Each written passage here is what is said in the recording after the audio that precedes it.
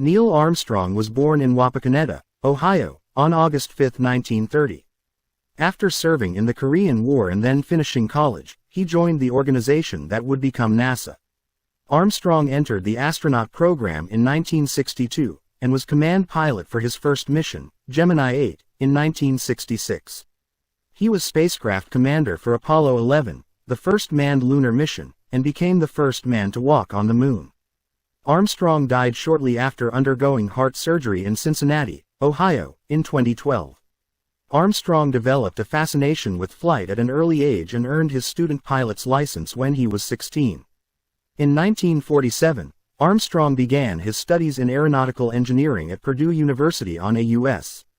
Navy scholarship. In 1949, as part of his scholarship, Armstrong trained as a pilot in the Navy.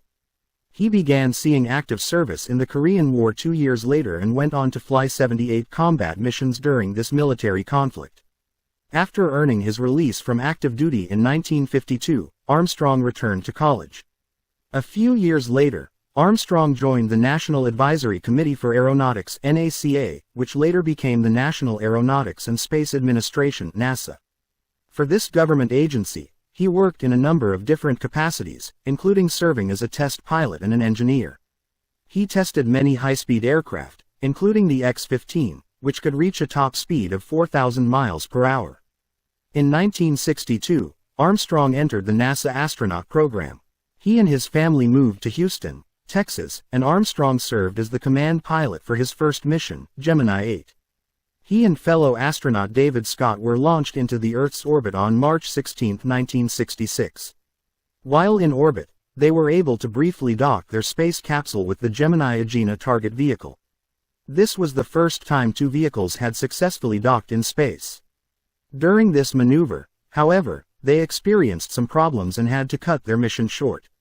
They landed in the Pacific Ocean nearly 11 hours after the mission's start and were later rescued by the USS Mason. Armstrong faced an even bigger challenge in 1969. Along with Michael Collins and Edwin E. Buzz Aldrin, he was part of NASA's first manned mission to the Moon. The trio was launched into space on July 16, 1969. Serving as the mission's commander, Armstrong piloted the lunar module to the Moon's surface on July 20, 1969, with Aldrin aboard. Collins remained on the command module. At 10:56 p.m., Armstrong exited the lunar module. He said, "That's one small step for man, one giant leap for mankind," as he made his famous first step on the Moon. For about 2.5 hours, Armstrong and Aldrin collected samples and conducted experiments. They also took photographs, including their own footprints. Returning on July 24, 1969, the Apollo 11 craft came down in the Pacific Ocean west of Hawaii. The crew and the craft were picked up by the USS Hornet, and the 3 astronauts were put into quarantine for 3 weeks. Before long, the 3 Apollo 11 astronauts were given a warm welcome home. Crowds lined the streets of New York City to cheer on the famous heroes who were honored in a ticker-tape parade. Armstrong received numerous awards for his efforts, including the Medal of Freedom and the Congressional Space Medal of Honor. Armstrong remained with NASA, serving as Deputy Associate Administrator for Aeronautics until 1971. After leaving NASA, he joined the faculty of the University of Cincinnati as a professor of aerospace engineering. Armstrong remained at the university for 8 years. Staying active in his field, he served as the chairman of Computing Technologies for Aviation, Inc., from 1982 to 1992. Helping out at a difficult time, Armstrong served as vice chairman of the Presidential Commission on the Space Shuttle Challenger accident in 1986.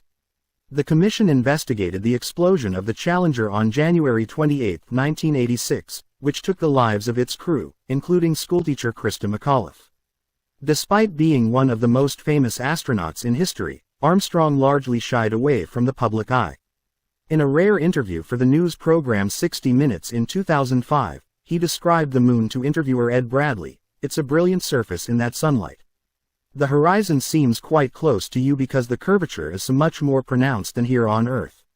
It's an interesting place to be. I recommend it." Even in his final years, Armstrong remained committed to space exploration. The press-shy astronaut returned to the spotlight in 2010 to express his concerns over changes made to the U.S. space program.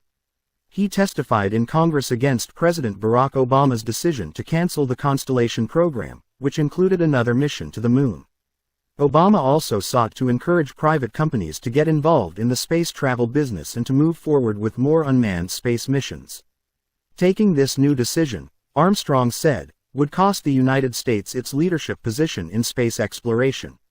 America is respected for its contributions it has made in learning to sail on this new ocean. If the leadership we have acquired through our investment is simply allowed to fade away, other nations will surely step in where we have faltered. I do not believe that would be in our best interests, he told Congress. The iconic astronaut's authorized biography, First Man, The Life of Neil A. Armstrong, was published in 2005. It was written by James R. Hansen, who conducted interviews with Armstrong, as well as his family, friends and associates. The book was later adapted for a biopic, with First Man hitting theaters in 2018. Directed by Damien Chazelle, the film starred Ryan Gosling as Armstrong, with Claire Foy, Jason Clarke and Kyle Chandler in supporting roles. Armstrong married Janet Sheeran on January 28, 1956. The couple soon added to their family. Son Eric arrived in 1957, followed by daughter Karen in 1959. Sadly, Karen died of complications related to an inoperable brain tumor in January 1962. The following year, the Armstrongs welcomed their third child, son Mark.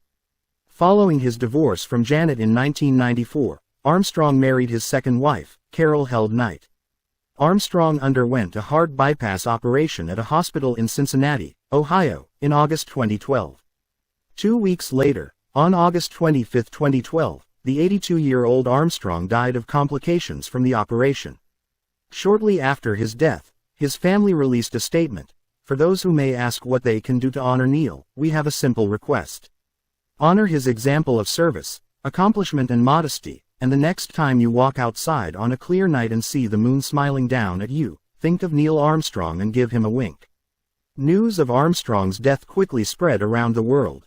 President Obama was among those offering tributes to the late space pioneer, declaring, "Neil was among the greatest of American heroes, not just of his time, but of all time." Aldrin added, "I know I am joined by millions of others in mourning the passing of a true American hero and the best pilot I ever knew. My friend Neil took the small step but giant leap that changed the world and will forever be remembered as a landmark moment in human history." In July 2019, shortly after celebrations to mark the 50th anniversary of the moon landing, the New York Times reported on a previously unknown controversy surrounding the astronaut's death. According to the Times, after Armstrong checked into Mercy Health, Fairfield Hospital with symptoms of heart disease in August 2012, doctors made a questionable decision to immediately perform bypass surgery. Afterward, when the removal of temporary wires for a pacemaker resulted in internal bleeding, another questionable move was made to bring Armstrong to a catheterization lab instead of directly to an operating room. The hospital eventually reached a $6 million settlement with Armstrong's surviving family, with the stipulation that the details surrounding the medical care and settlement remain private.